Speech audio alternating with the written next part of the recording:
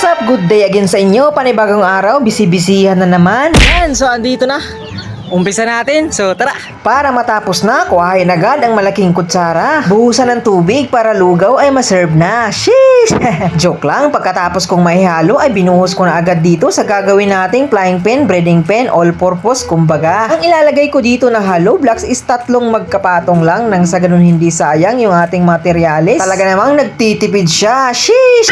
At after 30 seconds ay tapos na. So tapos na tayo dito. Ayan, 3 patong lang ng hollow block yung gagawin natin kasi nga ang lalagay natin dito is division na. Katulad ng ganyan.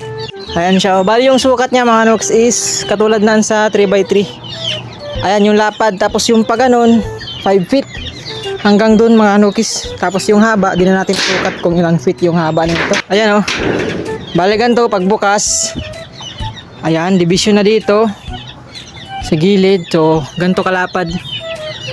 Ayan yung ating frying pan, breading pan na katulad lang din ng ganito. Dito, ayan. So, ito siya.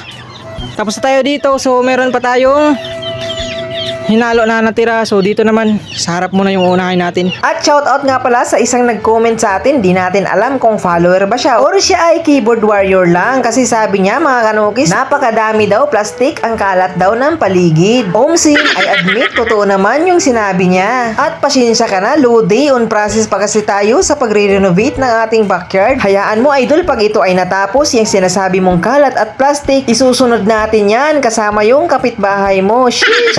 At balik tayo dito sa ating ginagawa. Dito naman sa area na to guys, is yung plano natin dito is indoor brooder ng ating mga sisiw, malaki at sarado kumbaga. Teka, parang may mali. Parang barn yung tawag doon. Basta yun na yun mga kanukis. Sheesh! Basta diretso na natin to, walang makakapigil sa ating mga plano. At maraming salamat nga pala sa mga sumuporta dito sa ating Facebook page. Umabot na tayo sa 70k followers.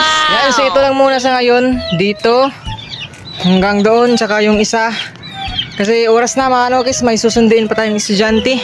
Yung anak natin, kinder mga nokis na. So meron pa naman buhangin, hollow block, tsaka simento. So pitix-pitix lang yung gagawin natin. Bukas na naman ulit. Dito banda, ayan. Tatanggalin natin yung yero para hollow blocks na nakapalibot. Tapos pagka natuyo na, matigas na yung ating semento, tsaka pa tayo maglalagay ng mga division, kahoy. Yan, ayusin natin hanggang na hindi masira yung sinemento natin. Yan, so hanggang dito na lang muna for today's video mga nagas. Kasi ayan, medyo next day na naman natin tatapusin.